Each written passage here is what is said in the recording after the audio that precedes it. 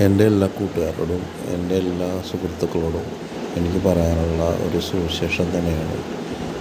ഞാൻ ബൈബിൾ വായിച്ചതിന് ശേഷം എൻ്റെ ജീവിതത്തിലുണ്ടായ മാറ്റങ്ങളെക്കുറിച്ചാണ് ഞാൻ ഈ ഓഡിയോയിൽ ഞാൻ പറഞ്ഞിരിക്കുന്നത്.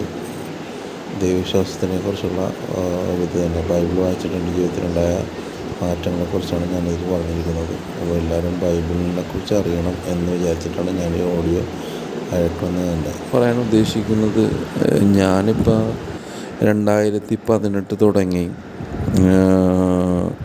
ഒരു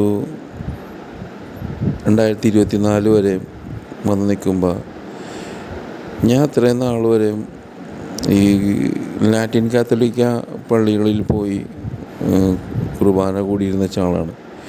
ഈ കോവിഡ് കാലത്ത് ആണ് ഞാൻ വീട്ടിലിരുന്ന് പ്രാർത്ഥന തുടങ്ങിയത്. അതായത് വീട്ടിലിരുന്ന് പ്രാർത്ഥന തുടങ്ങി അന്നേരം നമുക്കത്ര ദൈവത്തിനോട് അത്ര ഇതുണ്ടായിരുന്നില്ല. ദൈവത്തിൻ്റെ അടുത്ത് നമ്മുടെ ഈ ലോക ജീവിതത്തിനകത്ത് എങ്ങനെയാണ് ജീവിക്കേണ്ടത് ആ രീതിക്ക് ജീവിച്ചു പോവുകയായിരുന്നു.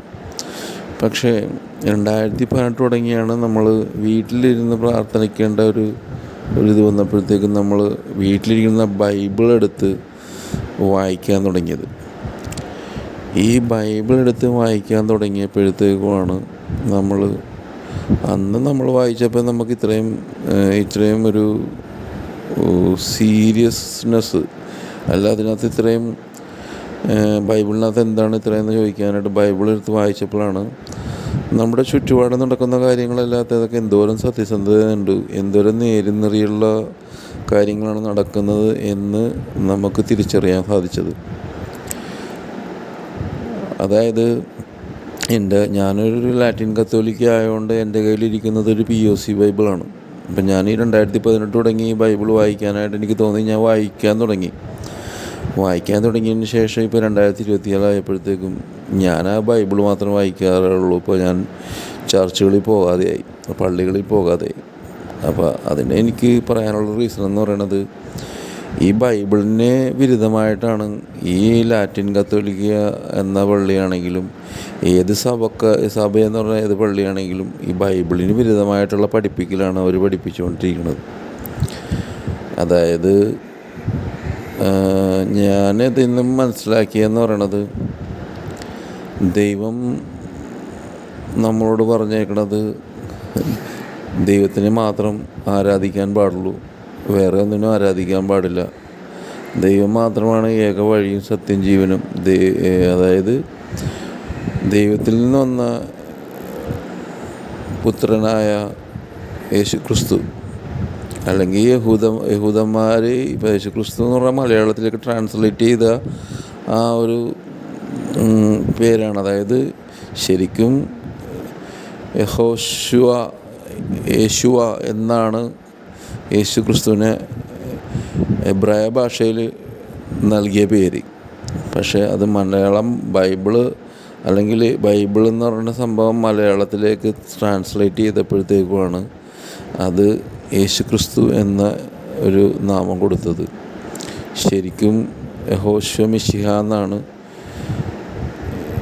ബൈബിളിൽ യേശു എന്ന് പറയുന്ന ദൈവപുത്രന് നൽകിയ ശരിക്കുമുള്ള പേര്. അപ്പോൾ നമുക്കിപ്പോൾ ബൈബിൾ വെച്ചിട്ട് തന്നെ സംസാരിക്കാം, യേശു എന്ന് തന്നെ പറയാം. അപ്പോൾ ഈ യേശുവിനെ കുറിച്ചല്ല നമ്മുടെ പള്ളികളിൽ കൂടുതൽ സംസാരിക്കുന്നത്. യേശുവിന് എതിരായിട്ടുള്ള പല പഠിപ്പിക്കലുമാണ് നമ്മുടെ പള്ളികളിൽ നടന്നുകൊണ്ടിരിക്കുന്നത്. പക്ഷേ ഇപ്പം ഞാനിത് പറയാൻ കാര്യം എന്ന് പറയണത്, നമ്മുടെ വചനങ്ങൾ വായിക്കുമ്പോഴത്തേക്കും ദൈവം ഒരു കാര്യം പറഞ്ഞിട്ടുണ്ട്.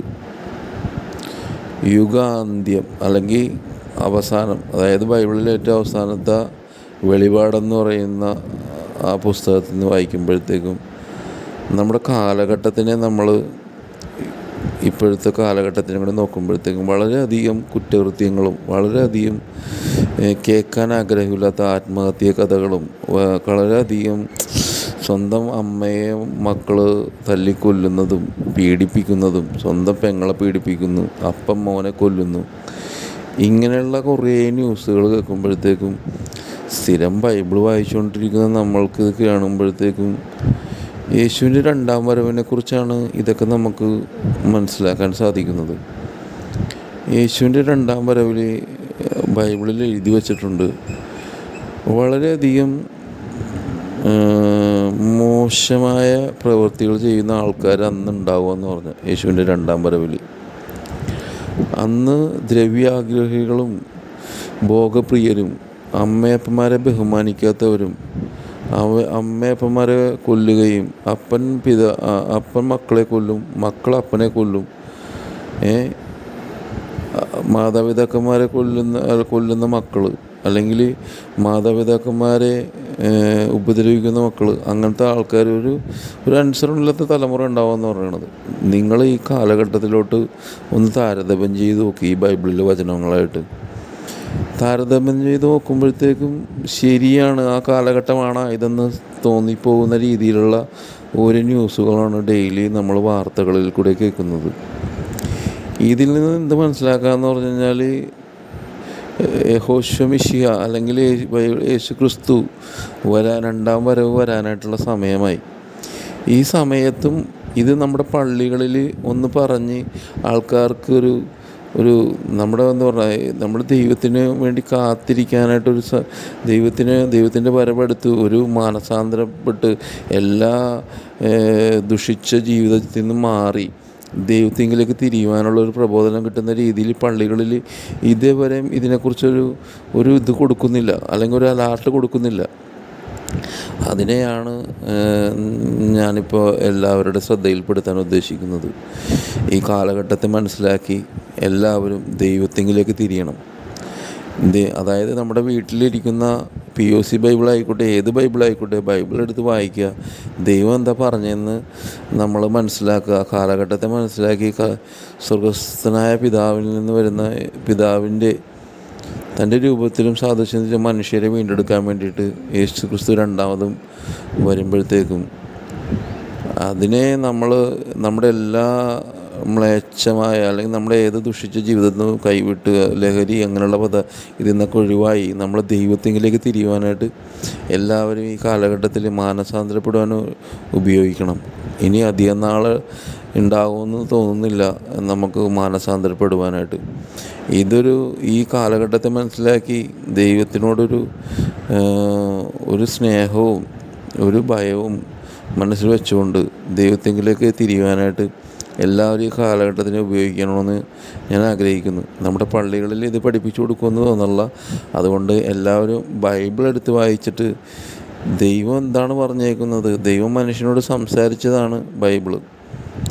അപ്പോൾ ദൈവം എന്താ പറഞ്ഞേക്കണേ എന്നുള്ളത് സ്വന്തം ബുദ്ധിക്കും സ്വന്തം യുക്തിക്കും യോജിക്കുന്ന രീതിയിൽ മനസ്സിലാക്കി എല്ലാ പാപകരമായ എല്ലാ പ്രവൃത്തിയിൽ നിന്ന് പിന്തിരിഞ്ഞ് ദൈവത്തിങ്കിലേക്ക് തിരിയണമെന്നാണ് ഞാൻ എൻ്റെ സഹോദരങ്ങളോടും ഞാൻ പറയാൻ ആഗ്രഹിക്കുന്നത്. ഇതെല്ലാവരും മനസ്സിലാക്കി ബൈബിള് എല്ലാവരുടെ വീട്ടിലും ഉണ്ടാവും. അതെടുത്തൊന്ന് വായിക്കാനുള്ള 1 മണിക്കൂറെങ്കിൽ 1 മണിക്കൂർ അതെടുത്തൊന്ന് വായിച്ച് ദൈവമായിട്ടൊരു ബന്ധം പുലർത്തുവാനായിട്ട് എല്ലാവരും ശ്രമിക്കണം. ഇങ്ങനെയുള്ള ബൈബിൾ വായിക്കുന്ന ആൾക്കാർക്ക് മാത്രമേ ഇനി വരാൻ പോണ കാലഘട്ടത്തിനകത്ത് ഒരു സമാധാനത്തോടെ ജീവിക്കാൻ പറ്റുള്ളൂ. എന്തുണ്ടായിട്ടും നമുക്ക് സമാധാനം ഇല്ലെങ്കിൽ അത് നമുക്ക് ഭയങ്കരധികം ബുദ്ധിമുട്ടായിരിക്കുമെന്നാണ് ഞാൻ വിചാരിക്കുന്നത്. അതുകൊണ്ട് ഒരുപാട് സുഖഭോഗങ്ങളിൽ ജീവിക്കാതെ ദൈവത്തിങ്കിലേക്ക് തിരിയുവാൻ ഇനി ഒട്ടും വൈകരുത്. ഒരു പള്ളികളിലും ഇത് പറഞ്ഞു തരുമെന്ന് വിചാരിക്കണില്ല. നിങ്ങളുടെ വീട്ടിലിരിക്കുന്ന ബൈബിൾ എടുത്ത് തന്നെ നിങ്ങൾക്കൊരു മാറ്റം വേണമെന്നുണ്ടെങ്കിൽ, ഒരു മാനസാന്തരപ്പെട്ട് നിങ്ങൾ മാറിയില്ല എന്നുണ്ടെങ്കിൽ ജീവിക്കുന്ന ദൈവത്തിൻ്റെ കയ്യിൽ പോയി വീഴുക എന്ന് പറഞ്ഞാൽ അത്രയും ഭയാനകമായ ഒരു കാര്യമാണ്. ദൈവം എന്ന് പറഞ്ഞ സംഭവം പലരും പറയില്ല എന്നൊക്കെ, പക്ഷെ ദൈവം എന്നുള്ളത് സത്യം തന്നെയാണ്. ദൈവമുണ്ട്. അതിന് ദൈവം ഉണ്ടെന്നുള്ള തെളിവാണ് ഇസ്രായേൽ എന്ന രാജ്യം ഇന്നും ഇങ്ങനെ നിലനിൽക്കുന്നത്. എത്ര ആരൊക്കെ ചേർന്ന് ഇനി അതിനെ നശിപ്പിക്കാൻ നോക്കിയാലും അത് നശിക്കില്ല. അതാണ് ദൈവം പറഞ്ഞത് എൻ്റെ ജനം എന്ന് പറഞ്ഞേക്കണത്. ഇതിനെയൊക്കെ എല്ലാവരും വിശ്വസിക്കണം. അല്ലാതെ ഇതൊരു വഴി കേട്ട് അപ്പുറത്ത് കളഞ്ഞു കഴിഞ്ഞാൽ ഈ കളയുന്ന ആരാണോ അവർ ദുഃഖിക്കേണ്ടി വരും. ഇത്രയും പറഞ്ഞുകൊണ്ട് ഞാൻ നിർത്തുകയാണ്. എല്ലാവരും ബൈബിളിലോട്ട് വരിക. എല്ലാ വൃത്തികെട്ട ജീവിതത്തിൽ നിന്നും മാറി ബൈബിളിലേക്ക് തിരിയുക, മാനസാന്തരപ്പെടുക. ഇപ്പം തിരിഞ്ഞാലും നിങ്ങൾക്ക് നഷ്ടമൊന്നും സംഭവിക്കാനില്ല. എല്ലാവർക്കും പറ്റിപ്പോയെന്ന് മാറ്റിയിട്ട് ദൈവത്തെങ്കിലേക്ക് തിരിയാൻ ശ്രമിക്കുക. ഇതൊരു വാണിംഗ് ആയിട്ട് എടുക്കുക. ഇനി അധികം സമയമില്ല. ഓക്കെ.